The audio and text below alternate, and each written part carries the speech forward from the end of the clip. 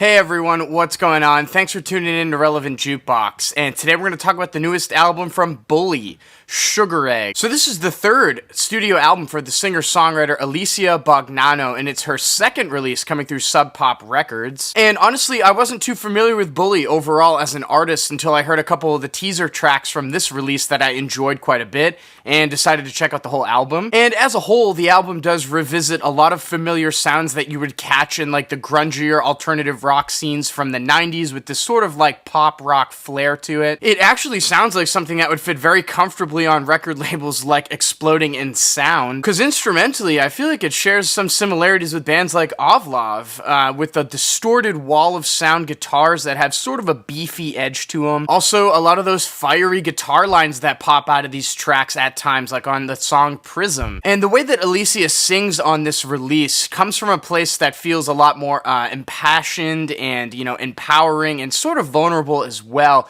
And, a lot of the characteristics of, like, the sound of her voice give me some Angel Olsen vibes at times, but picture that with a little bit more of like a punk bite to it. The track You is a really good example of that overall, and is a really catchy vocal performance by Alicia. Now, all of that sounds like a perfect combination for a rock album to my ears, but unfortunately, I'm just kind of like torn down the middle with this release after hearing the whole thing. And, that's mainly because like the sound of this album and a lot of the aesthetics that are applied to it just don't really have any unique spin, kind of come off a little bit plain for music in this style. And, it just kind of sounds like a lot of other bands today that are just revitalizing this 90s rock sound. But, it's weird. This record is filled with a lot of hooks and melodies that I really enjoy, actually, like on the tracks Prism and You, like I had just mentioned, but also like on the track Every Tradition, which has a really awesome guitar line that's woven in there that fits perfectly in the formula of the song overall. And, this track overall just has this feeling to it, just like you've given up everything and you're at your end and you're just like really empowering yourself to move on.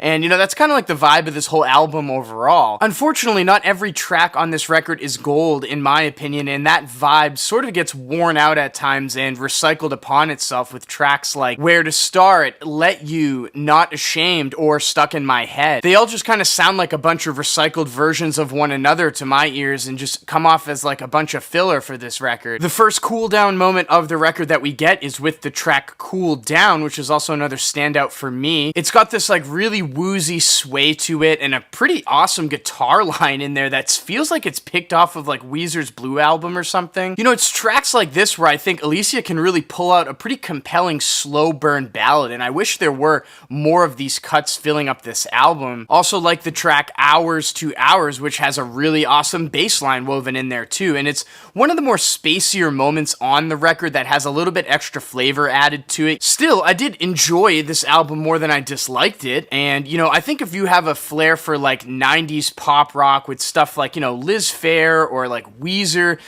I still think this album is worth checking out. You might get more out of it than I did. There are some pretty standout cuts on here, I thought. And with that being said, I'm feeling a 6.5 over here on Sugaregg. Now, there are a lot of nice vinyl presses floating around of this album if you're interested in collecting it. Sub Pop Records does have a limited sky blue with, like, white marbling effect up on their website, but also on Bully's merch site, you have a autographed yellow pressing on there. And then when those sell out, it looks like they're standard black. I think there were CDs up there too. So I'm gonna have links down below to both websites if you guys want to choose which one you want to collect. And if you have listened to this new Bully record, what did you think about it? Let me know in the comments down below. And as always, guys, thank you so much for watching. Make sure to like and share. And if you want more content from me, hit that subscribe button. Peace.